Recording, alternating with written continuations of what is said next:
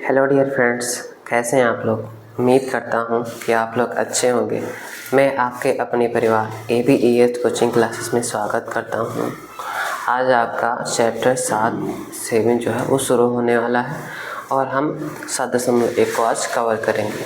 चलिए आइए इसको हल करते हैं। ये 7.1 ये भी थोड़ा बड़ा है, कोई दिक्कत नहीं, थोड़ा जल्दी से। लेकिन पहले आपको चैप्टर नहीं पता है तो चैप्टर आपको अच्छे से पढ़ना होगा कि त्रिभुज क्या होता है, सब जानना होगा, है ना। तभी आप जान पाएंगे सब चीज़, नहीं तो कहाँ से जान पाएंगे।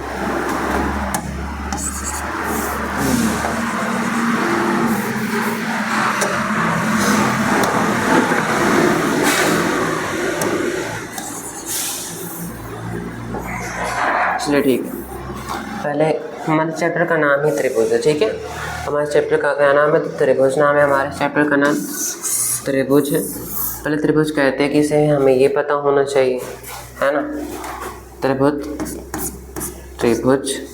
कहते किसे हैं? 3 रेखाओं से घिरी आकृति को त्रिभुज कहते हैं। 3 रेखाओं से घिरी आकृति को त्रिभुज कहते हैं।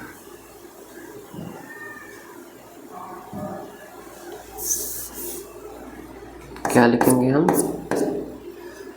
3 रेखाओं से घिरी आकृति को त्रिभुज कहते हैं। से घिरी आकृति को त्रिभुज कहते हैं, ठीक है। इसमें ज़्यादा कुछ याद नहीं करना है, बस तीन रेखा जो होती है वो उससे वो त्रिभुज बना होता है। घिरी आकृति को त्रिभुज कहते हैं।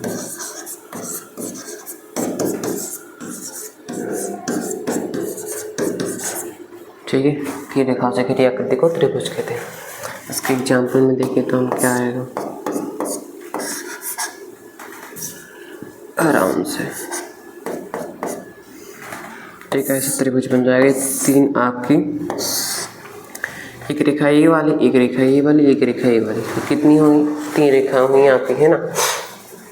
यहाँ पे 3 रेखा होगी। पहले हम लिखते हैं A, यहाँ पर बिंदु लिखते हैं B और ये C। आपका ABC क्या है? त्रिभुज है, ठीक है। ABC क्या है? त्रिभुज है। लेकिन इसके प्रकार भी होते हैं, ठीक है। क्या होते हैं? इसके प्रकार भी होते हैं। तो पहले हमें प्रकार को पढ़ना होगा। प्रकार बहुत जरूरी है। त्रिभुज के प्रकार, त्रिभुज के प्रकार क्या कहेंगे? त्रिभुज के प्रकार।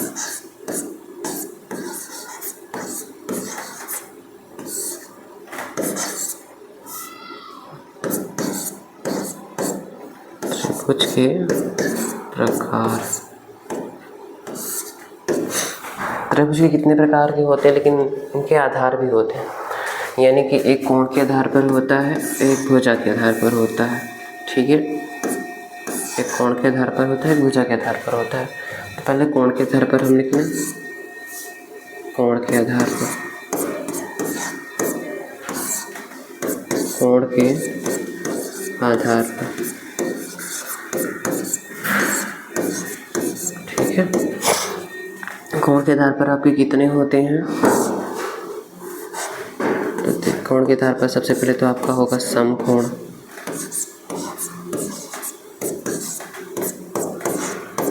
परिभाषा जो आपने पीछे याद की है कोणों की वही रहेगी, ठीक है। तो समकोण में क्या होगा? कम से कम एक कोण 90 डिग्री होगा। जैसे उसमें 90 डिग्री था पीछे हमने आपको पढ़ाया है, तो वही इसमें भी है, ठीक है। वही इसमें भी है, इसमें कुछ अलग नहीं है। इसमें क्या है कि केवल एक ही कोण होगा। जो कोण होता है, जैसे समकोण होता है तो एक ही कोण समकोण होगा, ठीक है, एक ही कोण। इसके बाद हम लिखते हैं न्यून कोण। न्यून कोण लिख दें। न्यून कोण में क्या है? 0 से 90 के बीच होता है, वो न्यून कोण होता है। तो इसमें कम से कम एक कोण जो है वो 0 से 90 के बीच होना चाहिए, ठीक है। आपका कम से कम एक कोण होना चाहिए। और इसके बाद आएगा अधिक कोण।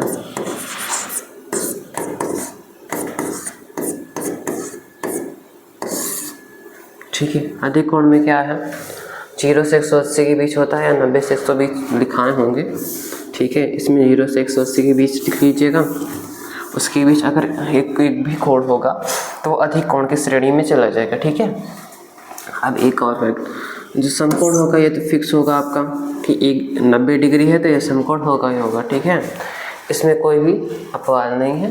लेकिन इन दोनों में ध्यान दीजिए, इन दोनों में क्या है, अगर जो है एक कोण न्यून कोण होगा या एक से ज़्यादा न्यून कोण होंगे तो वो न्यून कोण माना जाएगा। लेकिन अगर कोई त्रिभुज जैसे हम बना दें, एक त्रिभुज जैसे हम बना दें,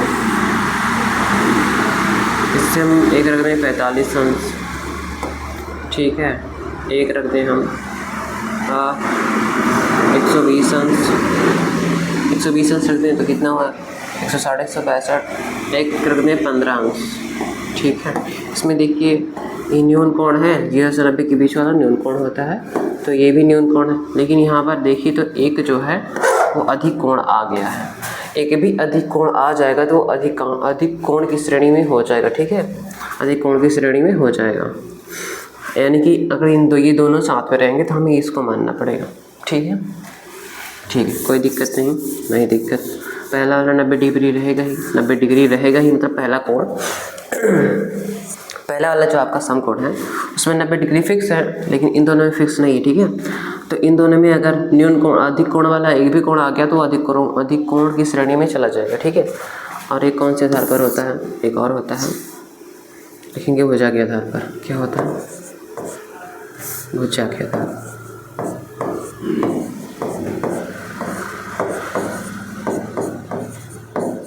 भुजा के आधार पर,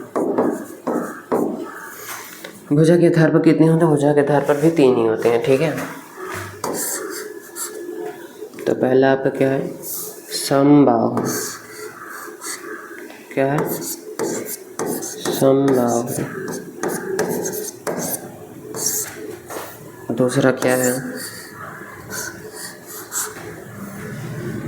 समद्विबाहु,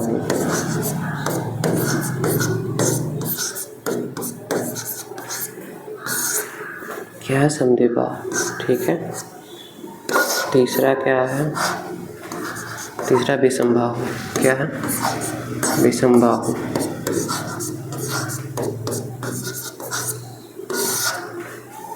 अब देखिए इसमें केवल शब्द का मतलब समझ लीजिए, सब समझ, मतलब आपका जो है मतलब हेडिंग को याद ही नहीं करना होगा, समझ जाएंगे इसे। सम का मतलब क्या होता है, सम का मतलब होता है बराबर, ठीक है, बराबर। बाहु क्या होती है, बाहु, आपकी बाहु क्या होती है, बाहु होता है भुजा, क्या होता है, भुजा। समझ में आया। तो आप कैसे परिभाषा बनाएंगे, समबाहु, ऐसा त्रिभुज जिसकी भुजाएं बराबर हो। कितनी भुजाएं होती, 3, तो तीनों बराबर हो, ठीक है। तीनों भुजा बराबर हो से हम समबाहु कहते हैं। सम द्विबाहु, सम मतलब बराबर, द्वि मतलब 2, बाहु मतलब भुजा। तो ऐसा त्रिभुज जिसकी 2 भुजाएं बराबर हो उन्हें हम समद्विबाहु कहते हैं। विषमबाहु, विषम मतलब, सम मतलब बराबर, तो विषम मतलब क्या होगा, ठीक उसका उल्टा है ना, एक भी बराबर नहीं होगा। विषमबाहु, बाहु मतलब भुजाएं, जो भी भुजा है आपकी, तो तीनों जो भुजाएं होती हैं उनमें से एक भी आपकी बराबर नहीं होगी नाप में, ठीक है। कोण के आधार पर नहीं, भुजा के आधार पर है। जैसे हम लिखते हैं ये वाला, अगर हम इधर 5 करते हैं, इधर 5 करते हैं, इधर 5 करते हैं, तो ये क्या है, ये समबाहु है। अगर उधर हम 5 करके इधर 4 करते हैं तो ये क्या है, ये समद्विबाहु, क्योंकि 2 भुजाएं बराबर हैं। अगर हम जो है इसको हटा के इसको 7 करते हैं, अब ये कौन सी भुजाएं हैं, कौन सी भुजाएं हैं, सॉरी कौन सा त्रिभुज है, तो विषमबाहु त्रिभुज है, ठीक है। 7 4 11, ठीक है, 5 6 9, सही है, त्रिभुज भी हमारा सही है, ठीक है। तो आपने ये समझ लिया, ये आपको काम भी देगा, ठीक है। देखिए समबाहु जो होता है उसकी तीनों भुजाएं बराबर होती हैं, और जब तीनों भुजाएं बराबर होंगी तो 90 डिग्री का कोण भी बनेगा, 90 अंश का कोण भी, सॉरी। जैसे आपकी त्रिभुज है समबाहु, आपका ये त्रिभुज समबाहु है, इसकी 5 भुजा, ये भी 5 है, ये भी 5। अब एक और बात, जो त्रिभुज होता है उसके तीनों कोणों का योग कितना होता है? 180 अंश होता है, बिल्कुल होता है। और ध्यान दीजिए, जब दो भुजाएं त्रिभुज की बराबर हो, क्या बराबर हो? दो भुजाएं त्रिभुज की बराबर हों तो जो उनके सम्मुख कोण होते हैं वो भी बराबर, यानी देखिए 5 यहाँ पर है, 5 यहाँ पर भी है, तो ये जितना होगा उतना ये भी होगा। और देखिए ये 5 है, ये 5 है, यानी ये जितना होगा इतना ये भी होगा, तो ये भी 100 हो गया। तीनों 100 हो जाएंगे। अब तीनों को जोड़ दीजिए, आएगा 180 अंश, आएगा 60 अंश x का मान, यानी समबाहु का प्रत्येक कोण 60 अंश होता है। ठीक है, यहाँ पर हम नोट में लिख दे रहे हैं, समबाहु का प्रत्येक कोण, समबाहु त्रिभुज का प्रत्येक कोण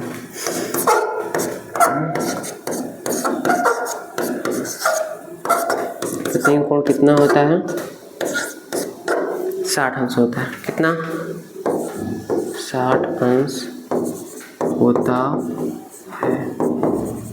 ये दिखेगा या नहीं? रट लेकर लिख दे रहे हैं इसको।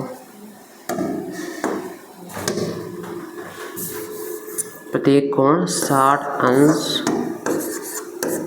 होता है। ठीक है, कितना अंश होता है? 60 अंश होता है। समकोण, जिसका कम से कम एक कोण 90 डिग्री का होता है, वो समकोण होगा। न्यून कोण 90 से कम होगा, तीनों भुजाएं बोल दें हम 90 से कम होगी तो न्यून कोण होगा। ठीक है, अधिक कोण, एक भी कोण अगर 90 से ज़्यादा है तो क्या होगा? अधिक कोण होगा। ठीक है, ये कोण के आधार पर होगा समबाहु, जिसकी तीनों भुजाएं बराबर हो, समद्विबाहु, जिसकी दोनों भुजाएं बराबर हो, विषमबाहु, जिसकी एक भी भुजा बराबर ना हो। ये हो गया। ठीक है, और त्रिभुज क्या होता है? 3 रेखाओं से घिरी आकृति को त्रिभुज कहते हैं। इसमें सारे कोणों का योग कर दो त्रिभुज के, तो कितने उसका होता है? 180 अंश का मैंने पीछे बताया हुआ है, उसको छोड़ के सर्वांग सम। ये आपको समझ में आया कि कैसे बराबर होता है कोण? देखिए, अगर यहाँ वाला जो है, यहाँ वाला अगर हम 3 रख दें, क्या रख दें? 3 रख दें, यहाँ भी 3 रखते हैं। अगर ये दोनों भुजाएं बराबर हैं तो ये दोनों कोण भी बराबर होंगे। ठीक है, ये दोनों भुजाएं बराबर हैं तो ये दोनों कोण भी बराबर होंगे। तो ये मान लो अगर 60 अंश होगा तो ये भी 60 अंश ही होगा। ठीक है, अगर दो भुजाएं बराबर हैं तो दोनों का कोण भी बराबर होंगे। और अगर हमें मान लो भुजाएं ना दी गई, हमें बोल दिया गया केवल कोण बराबर है। क्या कोण? अच्छा, केवल एक भुजा दे दी गई है और ये बोल दिया कि ये 60 अंश, ये 60 अंश, दोनों को 60 अंश दे दिया गया और पूछ रहा है ये कितना होगा। तो आप जानते हैं जब दोनों कोण बराबर है तो दोनों भुजा बराबर होंगी, अगर दोनों भुजा बराबर है तो दोनों कोण बराबर होंगे। तो अगर एक नहीं दिया होगा तो कोई दिक्कत नहीं, ये 60 अंश, ये 60 अंश, ये 3 अंश, ये भी 3 अंश हो जाएगा। ठीक है, मतलब 3 सेंटीमीटर जो भी लेना हो लेना। ठीक है, ये आपका हो गया। अब सर्वांगसम है, सर्वांगसम किसे कहते हैं, है ना? सर्वांगसम किसे कहते हैं? तो इसमें सर्वांगसम पहले होता है क्या समझ लेते हैं। अगर आपको दो आकृति दिख रही हैं और अगर दोनों एक जैसी हैं, क्या है? दोनों एक जैसी हैं, तो उन्हें हम सर्वांगसम कहेंगे। लेकिन एक और कंडीशन इनकी होती है कि जो दोनों आकृतियां हैं एक जैसे दिख रही हैं, उनके नाप भी उतना ही होना चाहिए। ठीक है, दोनों के नाप बराबर होने चाहिए, तभी वो सर्वांगसम होते हैं। चलिए इसकी पहले परिभाषा लिखते हैं।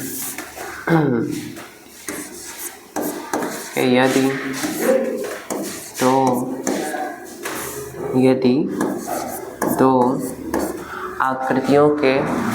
आकृतियाँ हम लिखते हैं, तो यदि दो आकृतियाँ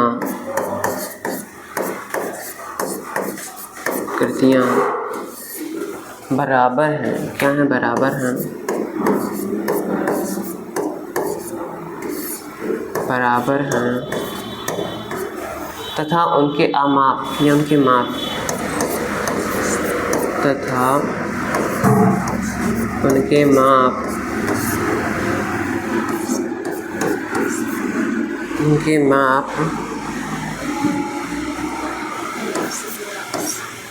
भी बराबर हैं।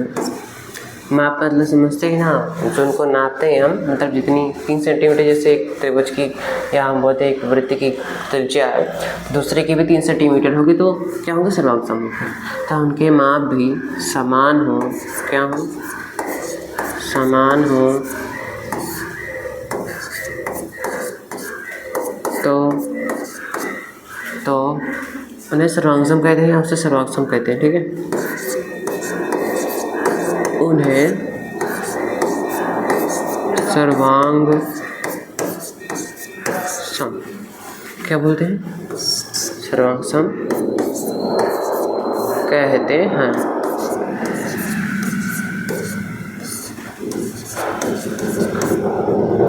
ये थोड़ा और अच्छे से लिखते हैं,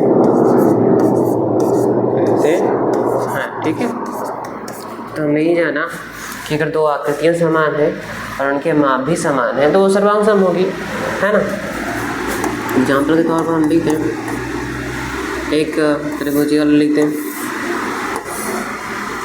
ये 3 है, ये 3 है, ये 3 है। एक और त्रिभुज लिखते हैं, ये 3, ये 3, ये 3। तो ये क्या होगी? सर्वांगसम होगी। क्या होंगी? सर्वांगसम। ये आकृति और ये आकृति क्या होगी? सर्वांगसम। सर्वांगसम को कैसे लिखते हैं? ऐसे लिखकर ऐसे लिख दीजिए, ठीक है। ऐसे बराबर का चिन्ह लगाएंगे, ऊपर ऐसे कर दीजिए, ये फिर ऐसे करके ऐसे ऐसे बराबर चिन्ह लगा दीजिए। ये सर्वांगसम का चिन्ह होता है।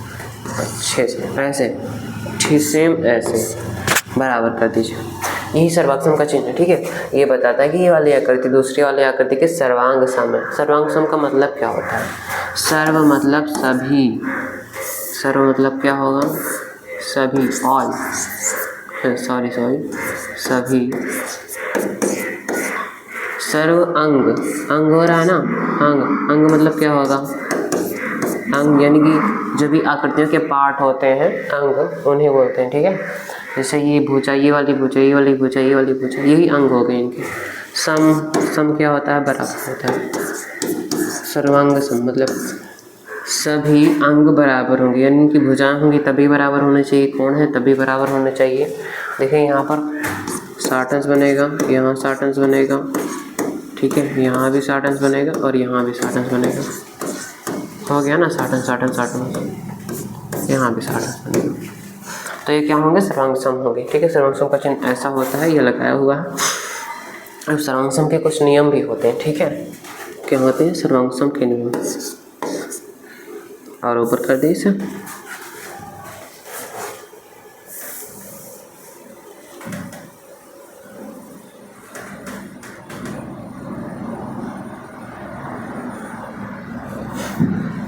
सॉरी,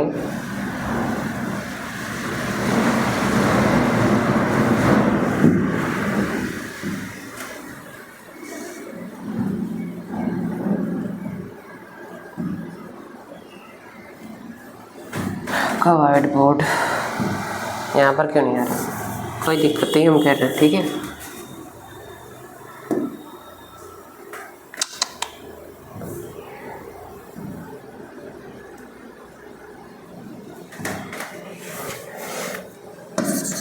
आ तो रहा है, ठीक है, कोई दिक्कत नहीं।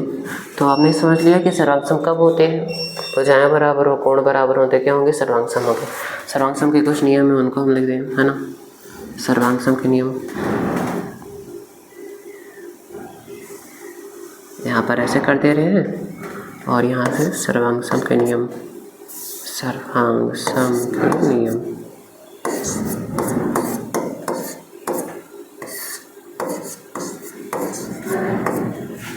सर्वांगसम के नियम क्या? सर्वांगसम के नियम, सर्वांगसम के कितने नियम होते हैं पहले आप ये जान लीजिए बस। ए का मतलब होगा एंगल, ठीक है, एंगल होगा, और एंगल का मतलब क्या होगा? कोण होगा। क्या होगा? कोण होगा। जो मैं दिखा रहा हूँ उसको याद कर लीजिए, ठीक है। इसके बाद हम लिखेंगे एस, ठीक है, एस लिखेंगे। एस का मतलब होगा साइड, साइड का मतलब होगा भुजा। क्या होगा? भुजा। साइड का मतलब क्या होगा? भुजा। तो ये दोनों आपने जान लिए ना, बस इन्हीं दोनों का यूज भी है, ठीक है। इन्हीं दोनों का क्या है? यूज भी है, इनके अलावा और किसी का यूज नहीं है। तो इसके बाद इसके नियम होते क्या हैं? तो इसके नियम यही होते हैं, एक एंगल याद रख लीजिए, एक साइड, मतलब ये नहीं होते हैं लेकिन इन्हीं के बेस पर हैं, यानी हमें एंगल को बराबर करना होता है और साइड को बराबर करना होता है, बस इसमें केवल यही करना है बस। इसके टोटल 5 नियम होते हैं, सॉरी सर्वांग के 5 नियम होते हैं, सर्वांग के 5 नियम होते हैं। कितने? 5 नियम होते हैं, सर्वांग के 5 नियम होते हैं, ठीक है। आपका पहला ए या हम बोलें एस एस एस, ठीक है, एस एस एस होगा। दूसरा ए एस ए लिख दें हम, ठीक है।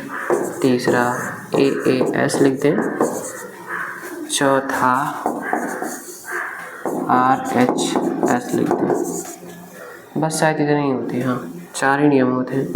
5वां क्या होता है? एस एस एस हो गया, एस ए एस होता है, सॉरी एस, ठीक है। ये 5 नियम है, इन्हें नोट कर लीजिए, ये बहुत ज़रूरी है, ठीक है। अच्छे से इनको नोट कर लीजिए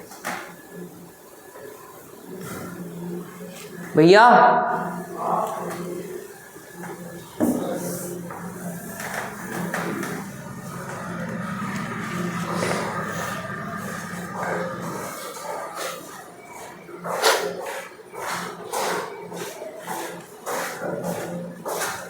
ये कहाँ गया? ये क्या जो सब चेंज करने वाला होता है यहाँ से, ये इस पर क्लिक करो, हाँ आराम से, बस ठीक है। आपने इसको नोट कर लिया। इसके 5 नियम होते हैं, बस ये 5वां नियम है। आगे बढ़ते हैं। इसके बाद हमें डायरेक्ट सवाल करने हैं, लेकिन पहले सवाल को अच्छे से समझना चाहिए, है ना। तो इसके लिए कुछ करना पड़ेगा, मतलब कुछ अपने तरफ से बता दे रहे हैं कि कैसे नियम होते हैं, बस वही आपको बता देना है बस।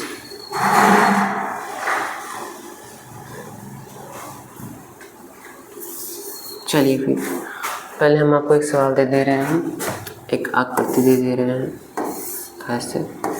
ये क्या है? त्रिभुज। त्रिभुज बनाते दूसरे पे थे, लेकिन त्रिभुज ही है ही। एक काम करते हैं, आपको हम 2 त्रिभुज एक साथ में देख रहे हैं, बहुत बड़ा बन गया।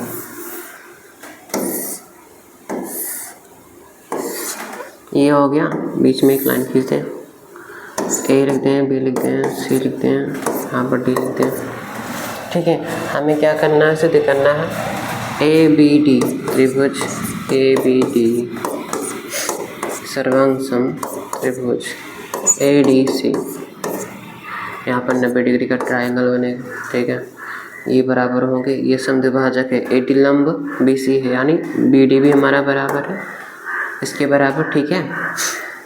बस हो गया, इतना काफ़ी हमें सिद्ध करने के लिए। अब देखिए, पहले हम लिखेंगे त्रिभुज, जिन्हें हमें सिद्ध करना है ना, उन्हें हम लिखेंगे ए बी डी तथा त्रिभुज ए डी सी में। इसमें हमें नियम लगाने हैं, 5 नियम होते हैं, उनके अलावा कोई नियम नहीं लगाना है। देखिए, जो आपका एस ए एस का मतलब क्या होगा? एस ए एस लिखा है, यानी पहले हमें भुजा को लेना है, उसके बाद हमें एंगल को लेना है, यानी कोण को लेना है, और उसके बाद हमें फिर से भुजा को लेना है। इसी तरह आप समझ गए होंगे क्या क्या लेना है, ठीक है। इसी तरह अगर हम ए ए एस लिखें, ए ए एस, तो पहले हमें कोण को लेना है, फिर दोबारा हमें कोण को भी लेना है, उसके बाद हमें भुजा को ले लेना है। ये लाइन से होने चाहिए, ठीक है। क्या होने चाहिए? लाइन से, यानी क्रम से होने चाहिए, तभी होगा, ठीक है। इसको मिटा दे रहे हैं। तो अगर हम भुजा ले रहे हैं, कोई बराबर भुजा, तो भुजा के बाद जैसे हम मान लो ए डी लेते हैं, क्या ले रहे हैं? A D. तो ए डी के बाद हम क्या ले सकते हैं? ए डी के बाद या तो हम ये कोण लें या तो हम ये भुजा लें, दोनों में से एक ही कर सकते हैं, ठीक है। कोण लेंगे तो ठीक है, फिर उसके बाद भुजा भी ले सकते हैं। वैसे ये नियम सब पर ही लागू होता है, कोई दिक्कत नहीं, आप करते करते समझ जाएंगे अच्छे से, ठीक है। चलिए ठीक है। ए डी जो है वो दोनों में है, दोनों में है, क्या मतलब? अगर ए डी हम हटा दें तो केवल एक ही त्रिभुज रह जाएगा। ए डी से दोनों त्रिभुज बने हैं, ए डी ये वाला और ये वाला। देखिए दो त्रिभुज है, दोनों को हम अलग कर दें तो क्या बनेगा, ए बी और ये डी बनेगा, ये ए ये डी बनेगा और ये सी बनेगा। इन दोनों को जब हम जोड़ेंगे तब ये बड़ा वाला बनेगा। तो हम देख रहे हैं ए डी इसमें भी है, ए डी इसमें भी है, तो हम कह सकते हैं ए डी दोनों का साथी है, तो भैया ए डी बराबर ए डी हो जाएगा। ठीक है, क्या होगा, ए डी बराबर ए डी हो जाएगा। बहुत खूब, ए डी बराबर ए डी हो जाएगा। ये हमारा हो गया भुजा। ठीक है, अगर इस सवाल में दिया होगा कि ये आपका बराबर दिया है पहले से ही, तो हम दिया है लिखेंगे, नहीं दिया होगा तो कुछ नहीं लिखेंगे। ठीक है, उसके बाद हम देखेंगे ये भी 90 डिग्री, ये भी 90 डिग्री, तो लिखेंगे कोण ए डी बी कोण ए डी बी बराबर कोण ए डी सी। जो आपको कोण लेना है उसको बीच में लिखेंगे, बाकी दोनों की रेखाओं के नाम में पीछे बस। ठीक है, ये आपका ए हो गया, एंगल हो गया। अब या तो एस पहले ले लिए हैं तो ए ले लिए सॉरी, पहले एस ले लिए हैं, उसके बाद ए ले लिए हैं, मतलब एंगल ले लिए हैं। तो अब क्या ले सकते हैं हम, इसके अलावा और कुछ नहीं ले सकते हैं। ऐसा कोई नियम होता ही नहीं है, केवल एस एस होता है, पहले भुजा लें फिर कोण लें फिर भुजा लें। तो हमारे पास केवल एक ही ऑप्शन है कि हम भुजा लें। तो भुजा हमारी बी डी बराबर डी सी क्या है, तो बी डी बराबर हम डी सी कर देंगे, या सी डी भी कर सकते हैं। ठीक है, उसके बाद अगर तीन चीज़ आप कर लिए तो आपका ये त्रिभुज ए बी डी सर्वांग सम त्रिभुज ए डी सी, ये भी काफ़ी कठिन होता है, इसको आप अच्छे से नहीं समझेंगे तो नहीं समझ में आएगा, सीधी सी बात है। ठीक है,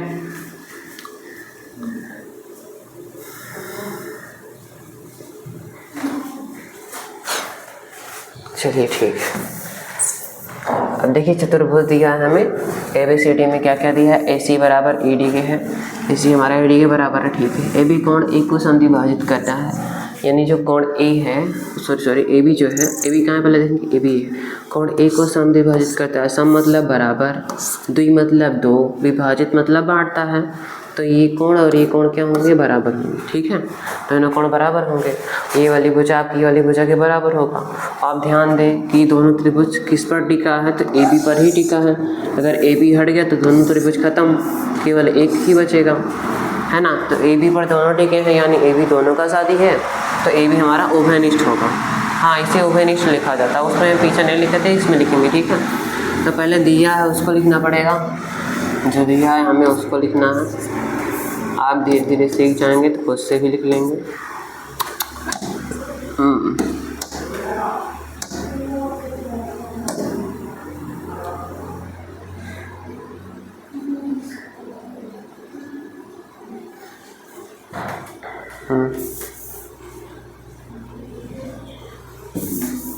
क्या लिखेंगे, पहले दिया है लिखेंगे, चित्र तो वहाँ भाग गया।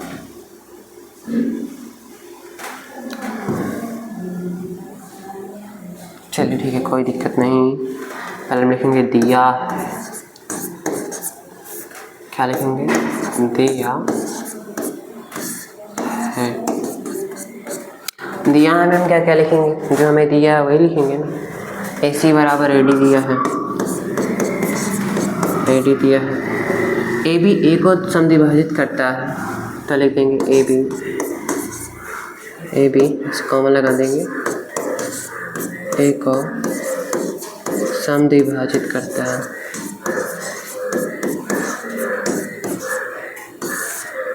समद्विभाजित, और अच्छे से समद्विभाजित, सम मतलब बराबर, द्वि मतलब दो, विभाजित मतलब बांटता है। ठीक है, सम मतलब बराबर, द्वि मतलब दो, विभाजित मतलब बांटता है।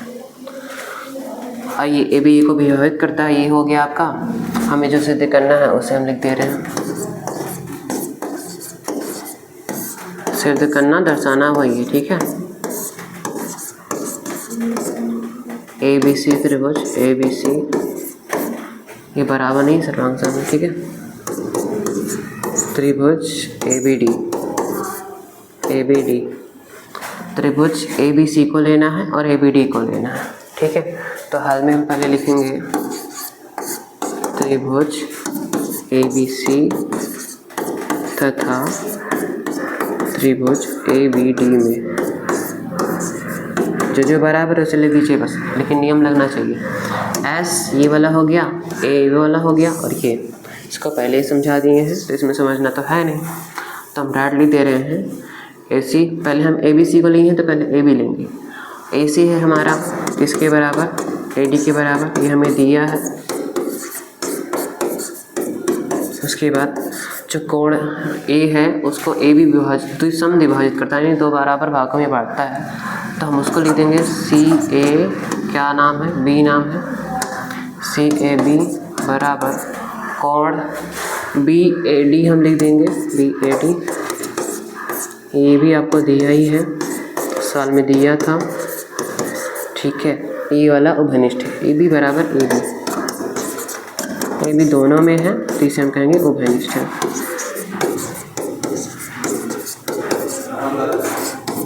ठीक है, अगर हम ये 3 चीज़ कर लिए हैं तो हमारा ABC सर्वांग सम त्रिभुज AB क्या था, D हो जाएगा। ठीक है, ये सवाल हो गया। आज के लिए बस इतना ही। अगर आपको वीडियो पसंद आया होगा तो लाइक कीजिए, सब्सक्राइब कीजिए। मिलते हैं नेक्स्ट वीडियो में।